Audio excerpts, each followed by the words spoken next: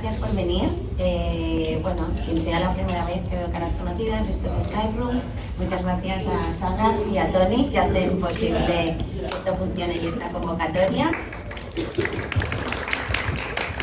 Y gracias a todas por parar agendas, que ya sé que soy más pesada que un saco de martillos, pero creo que hoy en día más radical que frenar, cruzarse un rato de ciudad y venir a sentar a escuchar hay pocas cosas, así que muchas gracias.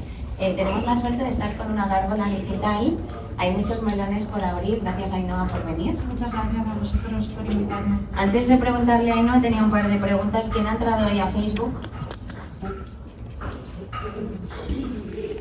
¿Quién ha entrado hoy a Wallapop? ¿Twitter? ¿Instagram? ¿TikTok? ¿Podimo algún podcast así? Estábamos hablando de estas culturas. Y última pregunta, y vamos con Andrea. ¿Quién considera que las secciones de cultura de los medios están algo obsoletas y no incluyen la cultura de Internet? Parafraseo la pregunta. ¿La cultura de Internet debería entrar como cultura en los medios? ¿Están desfasados los medios ahí, no? ¿En la cultura de Internet le falta un espacio? Yo creo que sí, ¿no?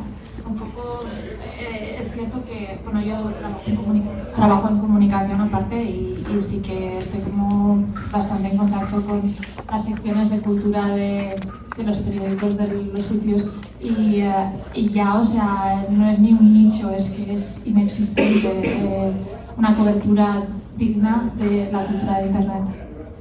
Ainhoa trabaja en una editorial de cómics en las horas laborales y el otro día preparando esto me decía, yo es que Fran hago trabajo casa móvil, ¿no? Sí, un poquito.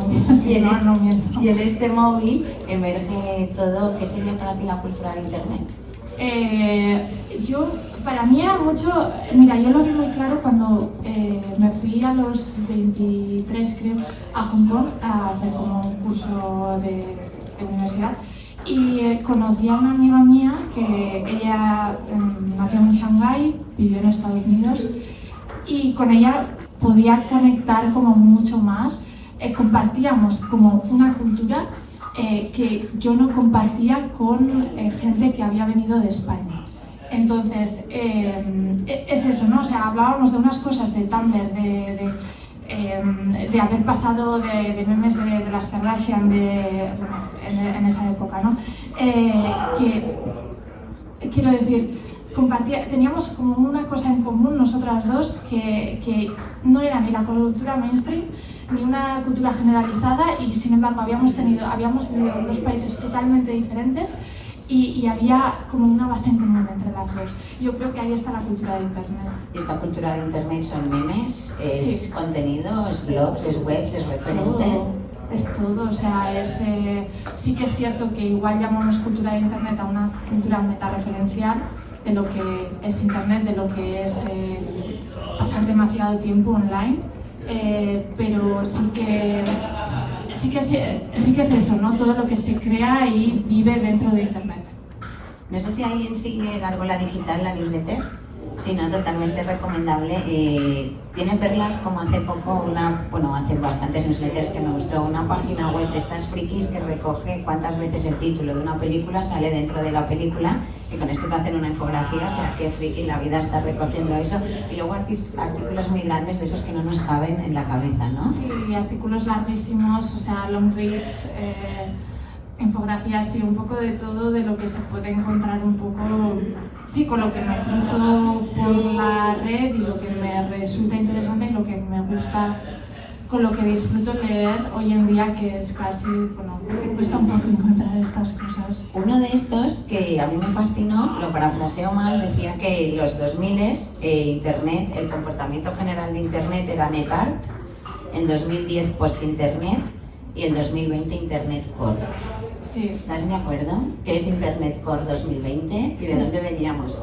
Sí, me acuerdo del artículo en sí, o sea, mezclaba la evolución de desde los 2000 a ahora y yo la parte de arte es la que menos entiendo, ya lo habíamos comentado, pero sí que es cierto que ha habido como una gran evolución de los últimos, o sea, ya no digo de los 2000 cuando aún nos estábamos familiarizando con lo que era Internet, a los 2010 cuando todos estábamos ahí, todos teníamos como una presencia muy naif, muy corporativa dentro, y ahora cuando todo se está haciendo como una especie de plastilina en la que tampoco sabemos muy bien cómo proyectarnos, cómo gestionar la entrada de la I, la entrada de todo esto que lo está mezclando todo. Plastilina donde no sabemos cómo proyectarnos. Sí. Nuestra imagen. Lo que decía este artículo muy interesante, entre otras cosas, era que en el 2020 las marcas son las personas, y veníamos de que las marcas encontraban Internet en 2010 y en 2020 personas como marcas. Me he olvidado si alguien haya entrado a LinkedIn. ¿Es LinkedIn una red social con el viento de cola para enseñar lo que somos y ser el espacio donde sacar pecho? Es la red social más honesta. O sea, yo creo que en Instagram, en Twitter, en todos estos estamos como proyectando sin intentando disimular que estamos proyectando, que estamos generando una marca de nosotros mismos, mientras que en LinkedIn es obvio. Tú vas ahí, vas a buscar trabajo, vas a poner tus achievements, tus cosas, y por eso a mí me fascina, o sea, quitando toda la parte rancia esta que tiene este tipo, sí que me parece como, wow, no sé, está ahí, cumple su función y ya está, y no trasciende, no quiere ser otra cosa que no es. Entonces tiene bien montado el chiringuito. Sí, totalmente, y seguramente serán de los que más dinero ganen. Tienen muy bien montado porque la gente paga pues, sus suscripciones. Twitter, por ejemplo, no sabe hacia dónde dirigirse para conseguir ese dinero, o les cuesta mucho más monetizar, mientras que ahí es obvio cómo quieres hacerlo. ¿Dónde queda Twitter hoy en día? Twitter va hacia el vídeo, Twitter es salseo, Twitter es mal rollo y salgo, me voy a Threads. Creo que Twitter no tiene ni idea de hacia dónde va. No, es cierto que ahora está pivotando hacia vídeo, está haciendo como sus experimentos. Aparecía hace poco, ¿no? Esto de MrBeast, que le estaba intentando traer al youtuber. ¿Conocéis MrBeast? Es un youtuber enorme de Estados Unidos que es el que más dinero gana, más views tiene en YouTube, porque está absolutamente optimizado para ello. Es un crack, o sea, no sé si habéis visto algún vídeo suyo aparte, pero es que es una pasada. O sea, no sé si estoy a favor, pero realmente es... Se capitaliza... Bueno, me puse a verlo hace nada por curiosidad y me pareció como, este tío va como 100 años por delante de nosotros. ¿Pero en qué sentido? Porque, o sea, creo que alguien lo describía como un anuncio para un programa de televisión que no existe. Entras a verlo y ya estás como en media res. No hay, o sea, no hay una introducción de lo que te está explicando, es todo como súper acelerado, te encuentras dentro, sigues viendo. Ya estás ahí. Estás ahí, lo tienen perfecto. Y bueno, lo que me voy por las ramas.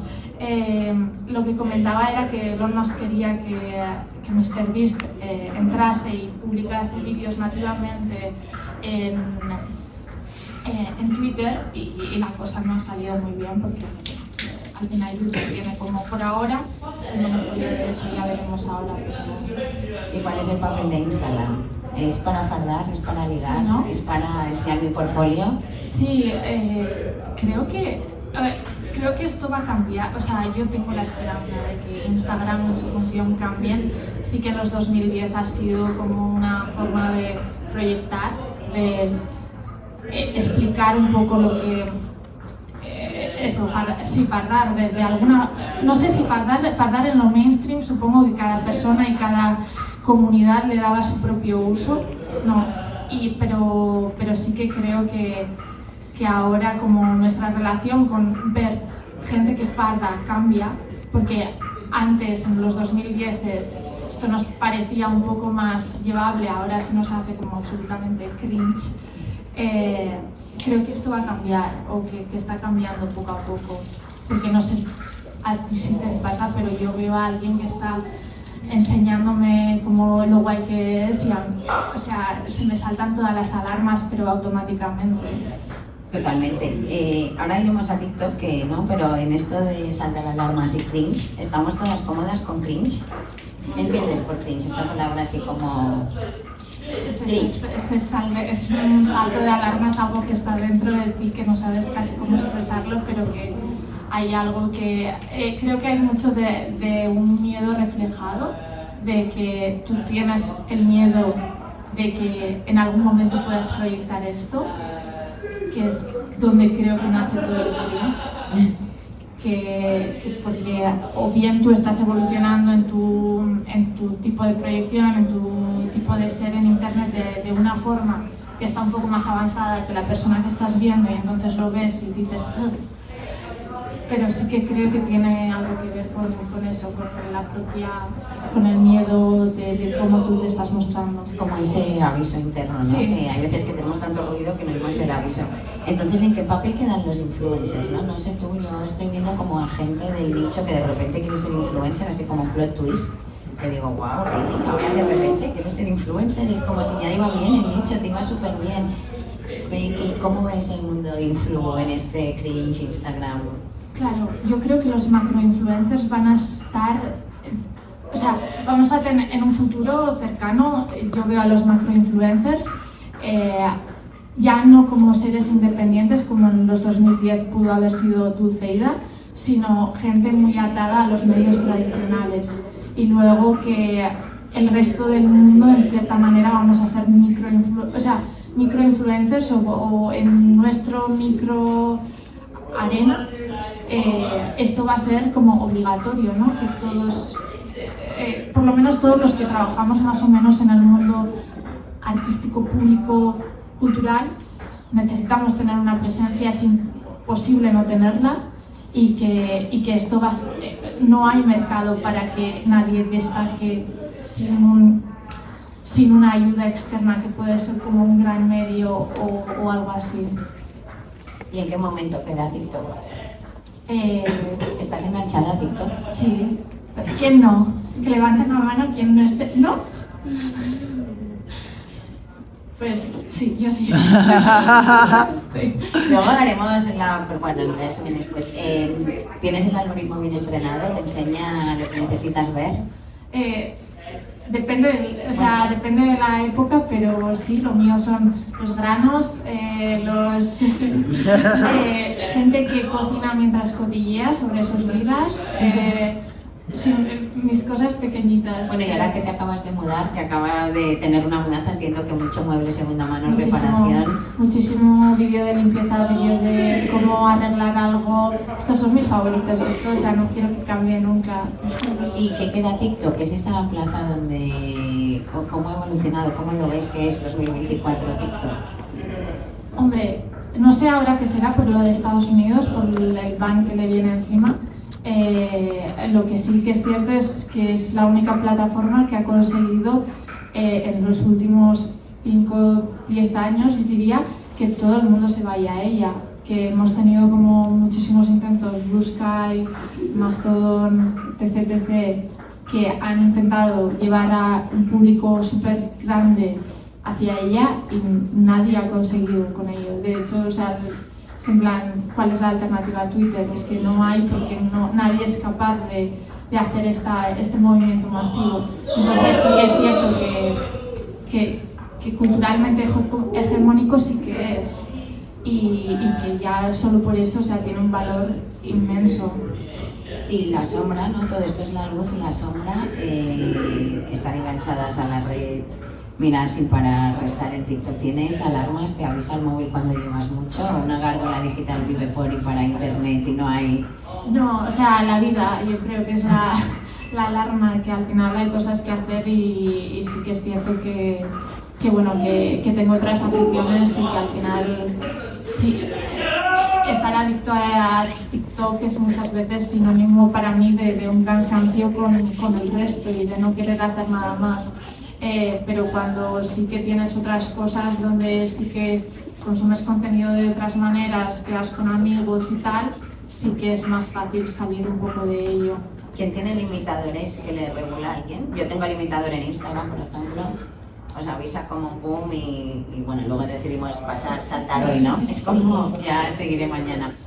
Y entonces, ¿tú cómo te inspiras? ¿De dónde sale? ¿Eres de Reddit? No hemos hablado. ¿Eres de los que eres el otro internet, el backstage de internet? No, o sea, yo tengo mis Discords, tengo mis newsletters que sigo, que son un montón, me llegan constantemente. Y no sé, o sea, pero sí que es como una curaduría personal, digamos, que no creo tanto que el algoritmo, o sea, a veces sí, que hay que ver, pero el algoritmo me va a dar como un poco comida rápida, ¿no? Entonces sí que busco cosas que o bien la gente me pase, o bien es eso, sí. Cuando, por ejemplo, en mi gárgola digital siempre pongo como 10 cosas que me han gustado en ese par de semanas, en lo que sea, y si me encuentro en el punto 8 y ya no tengo nada más, sé a dónde recurrir, que son pues estas páginas. Muchas veces además son otros medios digitales que sé que publican buenas cosas, que otros autores que digo, uy, a ver qué ha hecho este últimamente. Y un poco de esa curiosidad, pero no de... Con el no tiempo que tienes, tipo mudanza, viajes, además que te mueves y de repente te vas a vivir a otro lado por un tiempo largo, algo que aquí siempre preguntamos es cómo organizas todo esto. ¿Tienes ahí un cajón con links de donde tirar? ¿Están en tu cabeza? ¿Tienes un Notion increíble? ¿Tienes tu meta barra intranewsletter personal? O... Tengo un Google Docs que se llama Notas Newsletter. Que tiene 50 páginas, ¿no entiendo? ¿O no? No tantas, o sea, y ahí voy apuntando y voy escribiendo un poco, porque es que si no me encuentro que los domingos por la mañana tengo demasiadas cosas que escribir, demasiado, y me agobio y no... pero voy ahí haciendo los ratos muertos. ¿Quién de aquí manda alguna newsletter? Así crea contenido. ¿Tenéis procesos? Luego nos contáis si tenéis procesos previos para no tener esta hoja en blanco. ¿Tú escribes en directo para esa newsletter o hay un concepto previo o te pones y ahora sale la newsletter? Normalmente sale, y además ya me gusta como la inmediatez de que salga, porque para mí es muy importante que sea algo muy honesto y muy cercano, y creo que cuanto menos planificado está y más o sea, sí, consciousness, esto sea... Menos consciente, ¿no? Sí, eso es. Creo que para mí es como está más cerca de lo que quiero transmitir. Y luego aquí vienen algo que ilustra siempre, que son los memes. ¿Tienes carpeta de memes o están de nuevo en tu cabeza, o vas a la enciclopedia de memes y buscas you know your meme? Sí, o sea, cuando necesito algo específico suele ser de ahí. Luego, si no, siempre están como los faves de Twitter, y así que tengo el Twitter inactivo, pero entro y cuando veo un meme que me gusta. Twitter es muy buen buscador para contenido, para GIFs, para vídeos que ahora ya no sé porque no estoy, pero desde hace 4 años, algo así, los video reactions. O sea, todos mis memes eran eso, y era gracias a Dios que existían estas cuentas que eran video reactions, y te ponían como las palabras clave por las que podías estar buscando ese vídeo. Real Housewives of Beverly Hills, Kitchen Fight, bla bla bla. Entonces tú pensabas en ello y escribías y te salían, era increíble. Y luego esto colección, y cuando te encajaba como sensación o sentimiento en la newsletter, incluso. Sí, exacto. Entonces el buscador de Twitter está muy bien para eso. ¿Y de dónde viene, ahora sí vamos al principio de los comienzos, este amor por internet, este buscar y bucear? Porque hablábamos cuando preparábamos esto, y Ainhoa dijo una cosa, dijo: Fran, yo creo que tú eres más calle, ¿no? Y tú paseas más por la calle o por las ciudades, y ella sin duda pasea por internet, ¿no? Pero yo de una manera me enamoré de la calle. ¿Tú cómo te enamoraste de esta cultura, donde empezaste a buscar, bucear, entrar? Yo, a ver, lo digo aquí, pero tampoco. Yo empecé a los 12 años, algo así, me instalaron internet, de esto de que mi hermana no podía hablar por teléfono mientras yo estaba, tal. O sea, no soy nativa digital tampoco. De esto tú sabes, no te acuerdas, ¿no? Sí, o sea, yo creo que mucha gente vivió ese proceso, y estábamos en Messenger, en estas cosas, y yo entré en curioseando, pues Jabo, Yahoo Respuestas, foros de internet. En ese momento estábamos súper de moda. Yo estaba mucho en un foro de Pokémon, pero o sea, el Fotolog, el 20, o sea, claro, pero Fotolog y 20 yo ya me acuerdo que tenía como un contador de visitas que te hacía como compararte un poco con, sabías que la chica rubia de tu pueblo tenía 20.000 visitas y tú ibas por las 5.000 y entonces había como ya para mí es como súper relacionado con lo que tenemos ahora, ¿no? Los seguidores, todo esto. Mientras que en los foros y todo esto aún teníamos esta sensación de comunidad, de gente un poco común, soy de pueblo, mi pueblo es chiquito, entonces era como wow, una puerta como al mundo exterior. Bueno, lo conecto con lo que decías al principio en Hong Kong con esta amiga, ¿no? Para mí es un poco como multiverso la peli, toda la vez en todas partes, que hay muchas capas y en una capa concreta con gente en todos lados conectas, ¿no? Exacto, sí, es eso, o sea, te entiendes mejor, hay como unos tipos de humor que ni siquiera habías experimentado antes casi, o sea, es como una locura. Y me enganché a ello. Y luego me vine a Barcelona a los 18 a estudiar aquí y ahí ya fue como de repente descubres el cine a través de internet, de repente descubres la música, todo lo que te gusta. En Barcelona además tenemos mucho de esto de que conoces a mucha gente a través de internet. Y tu vida se hace, o sea, yo tenía mucho más en común con gente que conocía de Twitter que con gente de mi uni, porque yo estudiaba ADE. No vas a decir. ¡Wow! Esto ha sido un plot twist total. Claro, ¿yo qué voy a hablar con ellos? No, gente muy maja, ¿eh? Ya, no tengo dudas. Pero sí que es cierto que hay esa creación de comunidad con una habla común que es de donde creo que crece este cariño por lo metareferencial de internet, por hablar de nuestras cosas, por cómo funcionan, que luego se me traspasó mucho. Escuché mucho un podcast que se llamaba Reply All, que ahora están cancelados, pero ¿Por qué los cancelaron? porque trataban muy mal a sus becarios. Muy bien, pues. Sí.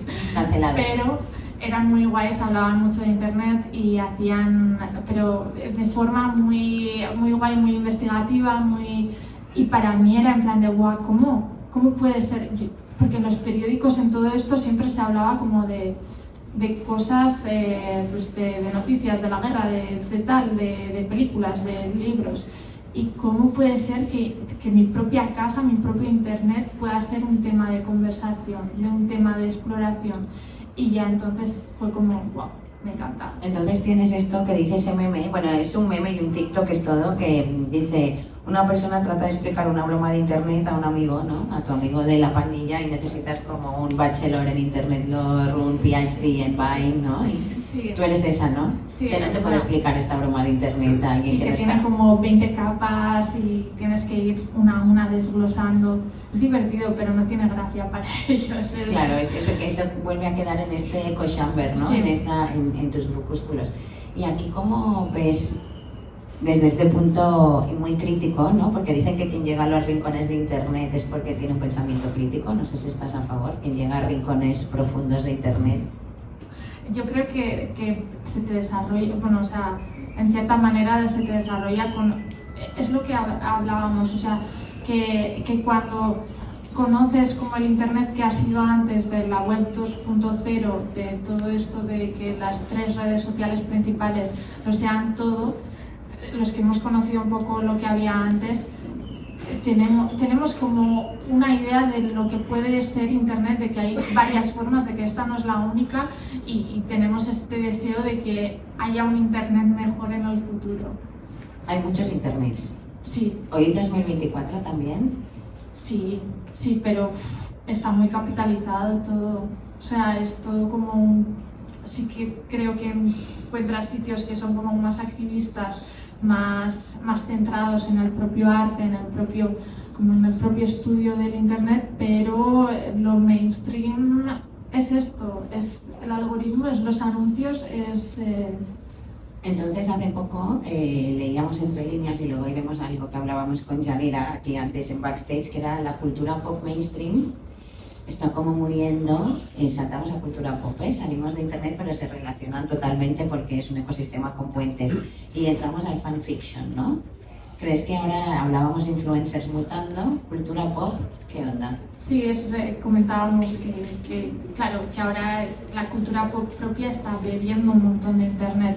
Y esto, por ejemplo, visto en Hollywood, que antes, o sea, que las fanfictions, que el contenido escrito por gente de internet va a ser como el siguiente gran... la siguiente gran cosa. El relato. Sí. Pues no sé, sí. El hilo donde ir a inspirarse para hacer pelis como la de Anne Hathaway, ¿no? Sí, exacto. ¿Sabéis qué peli es?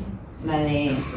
Es una peli de Anne Hathaway que, bueno, está basada en una fanfiction que escribió una madre sobre que su hija acompañaba a su hija a Coachella y se enamoraba de Harry Styles. La madre. La madre. Y esto una señora lo escribió y fue un éxito. Y ahora hay una peli.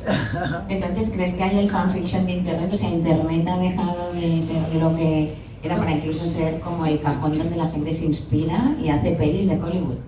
Sí, exacto. O sea, es tan fácil conseguir, o sea, como... Es fácil encontrar lo que ha funcionado en internet para sacarlo y saber que funcionará fuera. Por lo que para unos ejecutivos que quieran lucrarse de ello es mucho más fácil entender lo que puede salir bien. Como los señores, ¿no? En Barbie, cuando deciden si va a funcionar y están ahí encerrados. Exacto. Pues ahora llegamos a una de mis preguntas favoritas que le quería hacer hoy, que era si ha gentrificado internet. Yo, sí, personalmente. ¿Consideras que en qué sentido? No, considero que, o sea, si internet se pudiese gentrificar, que es una cosa a la que igual se pueden dar vueltas, como por ejemplo llevar a gente más mainstream a Reddit, o sea que en la pandemia creo que todo internet se ha gentrificado, sí, pero obviamente no tiene esas nociones tan negativas que tiene la gentrificación real con el desplazamiento de la gente. Pero igual los anuncios, ¿no? En digitales o la pub, igual sí. No sé, podríamos... El concepto de gentrificación digital, yo lo leí no sé dónde y el otro día que hacíamos la previa, lo primero que le dije es como un concepto que me persigue, como esta idea de poner conceptos físicos en el mundo digital, ¿no? Gentrificación, pero digital. Sí, en los anuncios en Instagram, o sea, todos los espacios que igual sí que hemos conocido, sí que son espacios que ahora están como absolutamente capitalizados, porque es la estrategia que tienen al final las redes sociales, ¿no? Durante unos años te dan el espacio para expresarte, para estar con tus amigos y todo, y cuando ya estás lo suficientemente enganchado, cuando ya tienes tus redes hechas ahí, ya te empiezan a meter anuncios. Otro caso de gentrificación más allá de los anuncios sería la bajada del algoritmo, ¿no? Esto que vemos cada día de yo llegaba, tenía este reach y ahora cancelación, baneos, muchas cosas, ¿no? Pero al final... Sí, y lo siguiente va a ser que todo va a ser contenido hecho por algoritmos que va a llegar. Entonces igual la solución a esto sí que serán las comunidades cerradas, ¿no?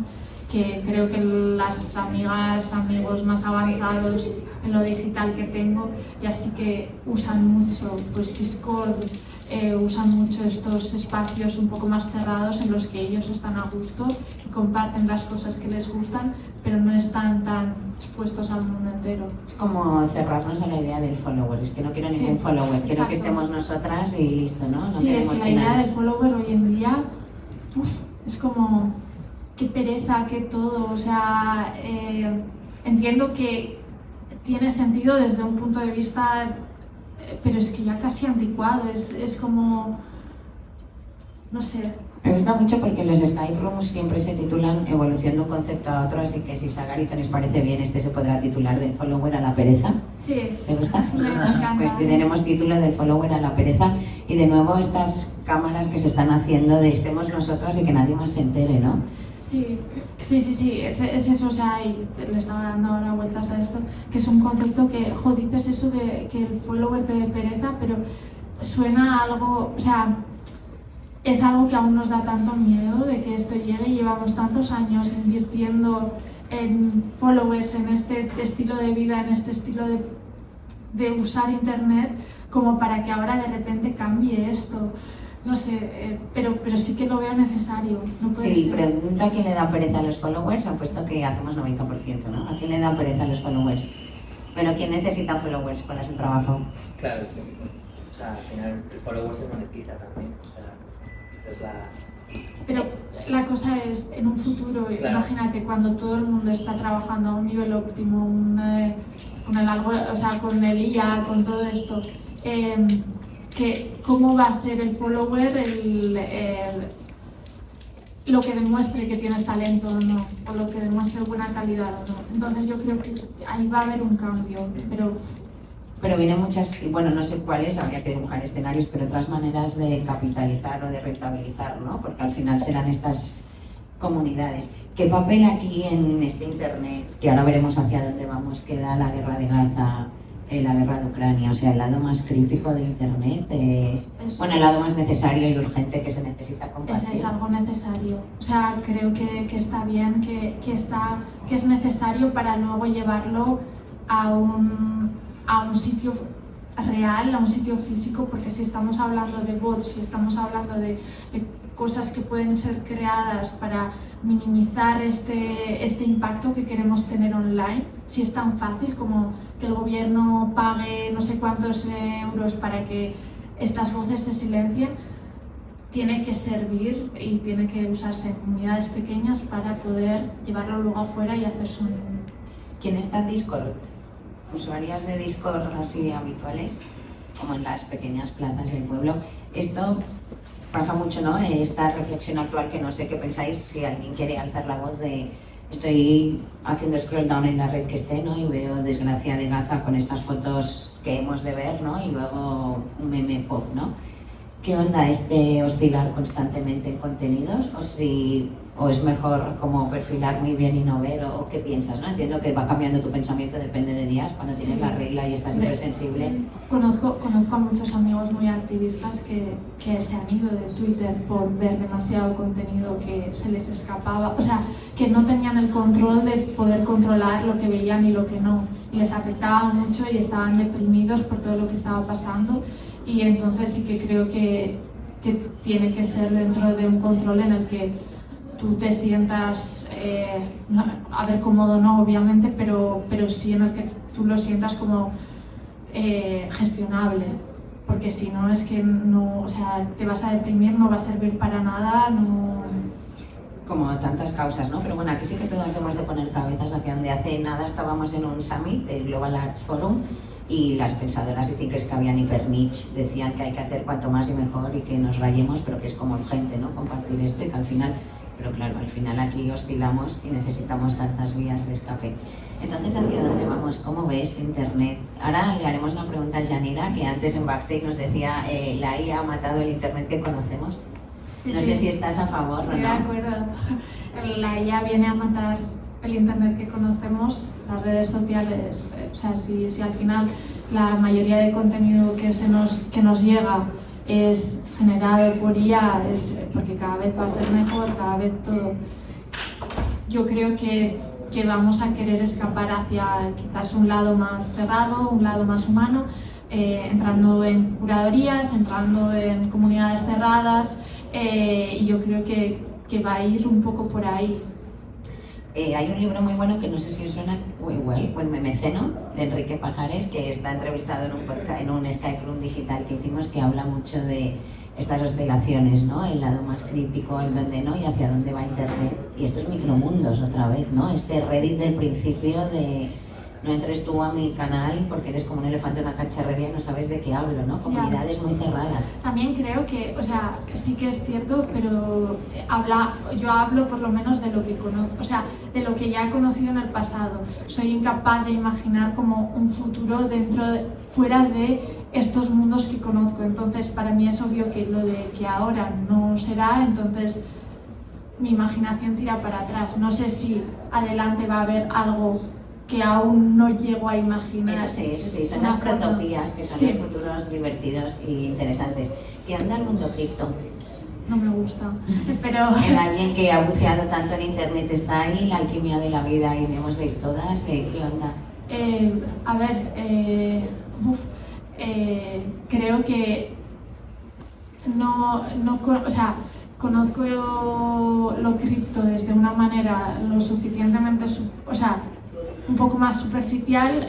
Creo que hay gente que está metida a unos niveles mucho más artísticos, mucho más que entienden lo entienden de una manera mucho más política y una manera que puede ser más interesante visto desde ahí, visto como una manera de generar riqueza infinita, un modelo de esto me parece como terrible, pero es eso, hablo desde el punto de vista, o sea, es que me parece banal, me parece, o sea, que es de estas cosas que ves a la lejanía que es una estafa piramidal, ¿no?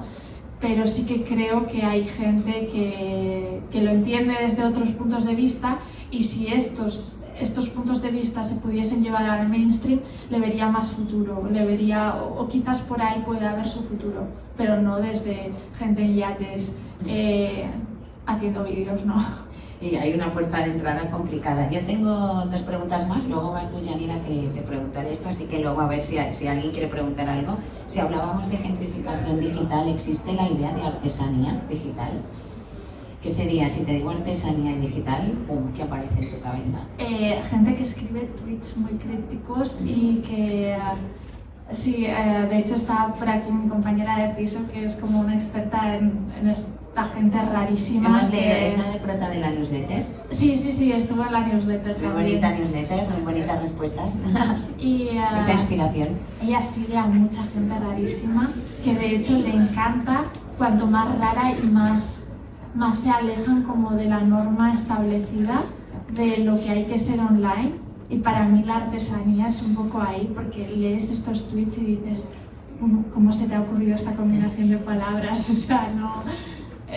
sí. ¿Qué es lo más, si quieres contestar, qué es lo más raro?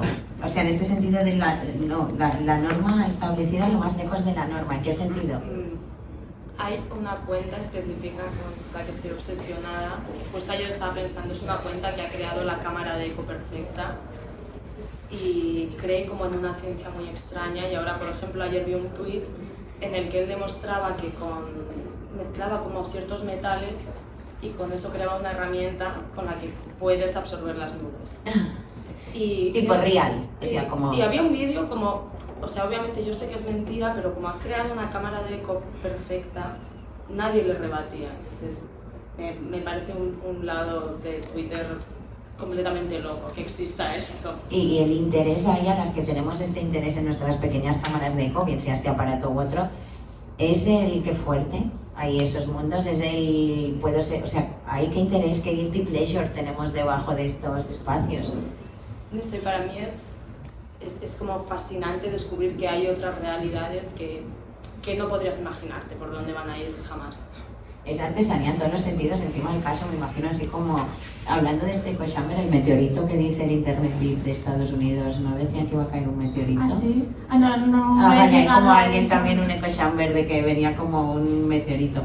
La otra pregunta que tenía, más allá de artesanía digital, que tenemos a Diana, que no sé si tienes alguna respuesta de artesanía digital. ASMR. O sea, es efecto total. y el que nos llegue. Pero me gusta esta idea de lo pulcro y lo bien hecho, ¿no? En un momento de inteligencia artificial creo que se diferenciará mucho en la newsletter hecha con las manos, con amor y sentimiento. Claro, sí, o sea, es eso, más que pulcro y bien hecho, porque esto creo que sí que lo van a llegar a imitar, es como estos mundos inimaginables, estas maneras de hablar inimaginables. Estas cámaras de eco. Esto para mí es como, no va a ser, nadie, o sea, no hay inteligencia artificial que vaya a hacer un vídeo de alguien absorbiendo una nube con unos metales. Y creo que a mí me parece fascinante totalmente. No sé si puedes o podéis diferenciar una imagen, bueno, creada con inteligencia artificial que una imagen creada con otra tecnología. Bueno, ahora mismo. No Sí, sé ¿no? si más o menos sí. ¿Y un texto de una persona y un texto de ChatGPT? Depende de quién escriba. Muy buena respuesta. Pero es más difícil en textos que en imágenes. Ya viene el vídeo, ¿eh? Luego. Sí, o sea, leía hace poco que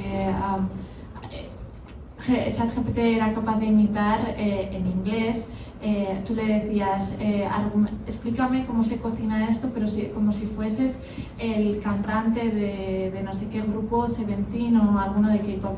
Y lo hacía en inglés, pero copiaba como todas las entonaciones, lo hacía muy bien como todos los dejes que tiene esta persona y lo hacía a la perfección y era es que... Es la persona. Sí, sí, sí.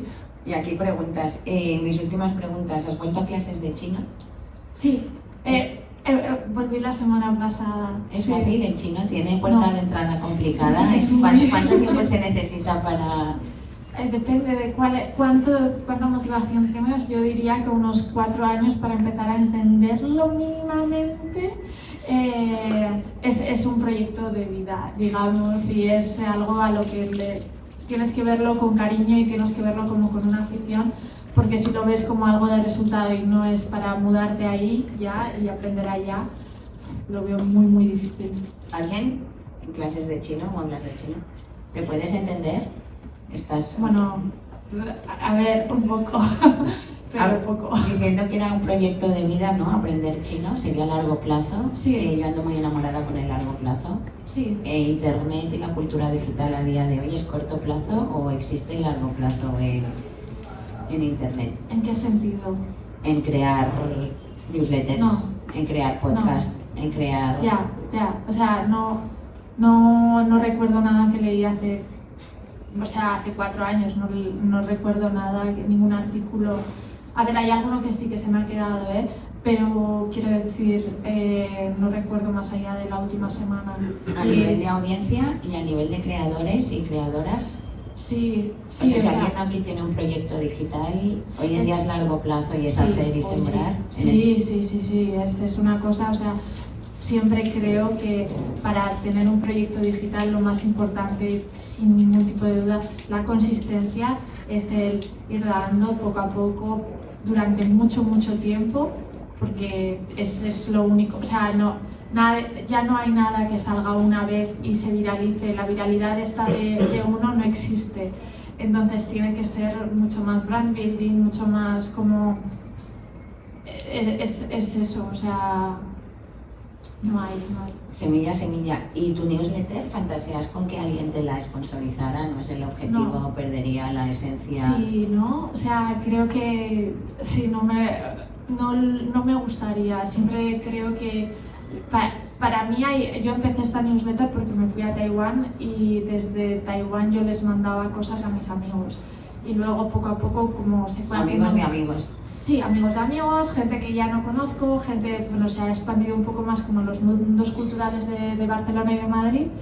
Y para mí es como sigue siendo algo que a mí me escriben, me responden newsletters y me pasan consejos y es una relación mucho más de yo ya tengo mi trabajo, yo ya estoy bien. Y para mí es una cosa de tú a tú y la disfruto pues eso, haciendo que mis amigos vengan y escriban sus cosas porque me parece súper guay leerles, no sé, o sea, es una pequeña casita, una pequeña comunidad que hay que cuidar. Y mi última pregunta, ¿cómo llevas tu Goodreads Challenge? ¿Vas con los libros que te propones y cuál es tu challenge de books? Es que ¿Te estás mudando? Yo trabajo en una editorial de cómics, entonces lo que he hecho ha sido leerme lo que me toca. Leerme los cómics, que me los acabo en 2 horas, y he llegado como a lo que tenía, que ahora mismo son 50 libros al año y voy bien, poco a poco. Esto es abundancia. Ahora sí, Yanira, Internet decías antes que creías que, hablando detrás, que se había muerto como entendemos. Yanira también, súper Yanira Planas, la podéis seguir y leer porque de cultura digital también sabe un rato. Con todo lo que decimos, ¿qué te viene a la cabeza? ¿Cómo ves Internet hoy? Yo luego le preguntaré una cosa y acabo de leer un artículo de ella de hace como 4 o 5 años. Pregúntalo ahora, sin miedo. Que creo que quizá también está un poco relacionado, o sea, de hecho yo creo que te conocí a ello como nos conocimos a través de ese artículo que era en Medium sobre los memes y sobre cómo los memes no tenían autor. Y es como que muchas veces cuando he hablado de memes te referencio en ese artículo concretamente porque siento que luego pasó que Elon Musk empezó a subir muchos memes y como que mucha gente le acusaba de que estaba robando memes porque se los apropiaba, como que los había hecho él y tal. Como que yo empecé a pensar, bueno, seguramente también es como un poco el humor de si es desde abajo para arriba o desde arriba para abajo, pero nunca te he preguntado como cuál es tu take ahora, como 5 años después. O sea, pregunta de insider a insider. Como es, Nosotras observadoras, como igual tu compi de piso lo entiende todo. Sí, Pues si sigues pensando como que eso, que los memes no tienen autor o si hay ciertos límites o incluso las cuentas de memes que se dedican a reciclar contenido y a lucrarse de ello porque ponen posts sponsorizados cada X, ¿no? Un poco... Sí, o sea, a ver, para mí es cierto que los memes son autoría colectiva, 100%, de todo el que contribuye a darle una ramificación a algo, de que, o sea, es al final, es como el ultimate arte colectivo y sí que a mí las cuentas de memes que capitalizan esto, a mí me dan cringe, pero puedo entender que, o sea, y hablar del meme maker y hablar de todo, cringe, pero sí que es cierto que esto, o sea, que sí, Elon Musk robando memes, también cringe. Gentrificación, Es cierto, gentrificación digital. hipocritismo. Sí, o sea, sí que creo que cuando hay un escalón tan grande desde un punto al otro, especialmente porque el meme tú cuando lo compartes muchas veces lo haces, tú coges como el template de otra persona o esto y tú la trasladas a tu propio contexto, ¿no? Entonces Elon Musk muchas veces lo que hacía era simplemente coger un meme y ponerlo. No creo que esto tenga que tenga que pagarle a la otra persona, pero sí que creo que es un poco como, tío, él capitalizaba esa gracia, porque él al final es un branding propio, es un poco cutre. Bueno, la cosa viene en capitalizar y ahora sí, Janira, tu respuesta, ¿cómo ves internet hoy? Sí, o sea, a ver, yo creo que obviamente aún hay como,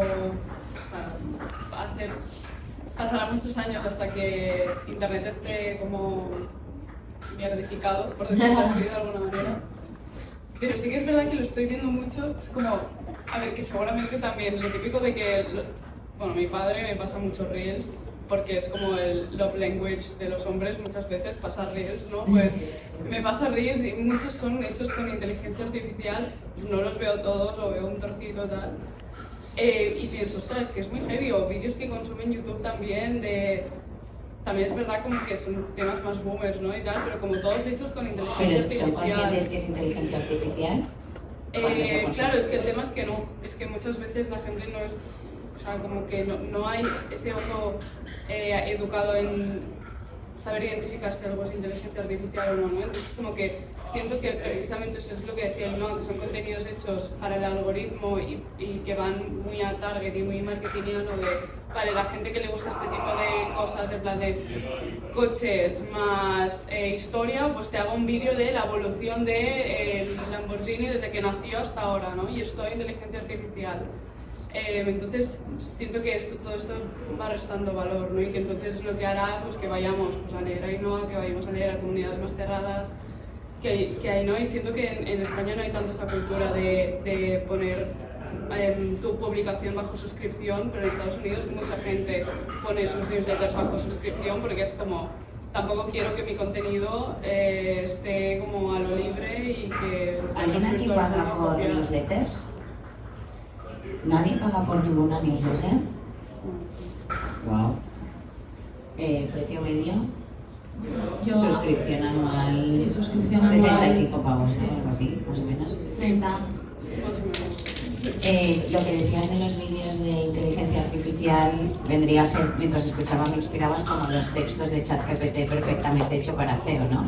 Que no hay poesía ninguna, pero te ponen el adjetivo, el nombre, el verbo, el adjetivo, el nombre, el verbo, el adjetivo, el nombre, el verbo para que funcione y al final, sí, en realidad es eso, ¿no? O ahora que, por ejemplo, o sea, que no, o sea, quizá eso está bien, ¿no? Porque es como que desde dentro la IA también se está cargando a Amazon, porque de hecho están empezando a salir pues, libros hechos completamente con inteligencia artificial de cooking, no sé qué, 2000 recetas, y está todo escrito o no se sabe quién es el autor, o es que leía el otro día en Twitter un libro sobre eso, como la autora foto hecha con inteligencia artificial, las recetas también, y dices, hostia, pues bueno, pues la persona como no tiene más. Igual es el libro que necesito porque es para hacer en 15 minutos, vegetariano, tiki tiki, y pues perfecto. Exacto. ¿Alguna pregunta?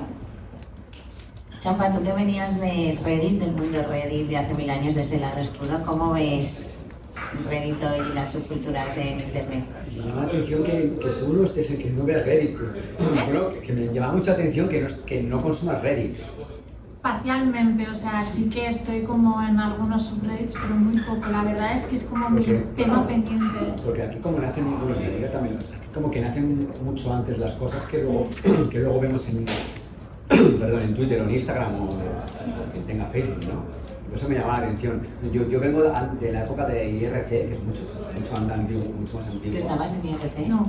Vale, que son canales privados de chat puro, sin ningún tipo de nada, donde había comunidades que hablaban de videojuegos o estaba el IRC de Granollers o de Móstoles y había gente de Móstoles y de Granollers, ¿no? Y aquí pasaban muchas cosas y era mucho antes que todos los chats estos ¿no? que se usaban en Windows o cualquier tal, ¿no? Y aquí se construyeron las primeras comunidades en España, yo vengo de esta época, incluso Reddit porque lo veo como muy avanzado en el tiempo, ¿vale? O sea, es como que ganas 2 días de enterarte de muchas cosas con Reddit.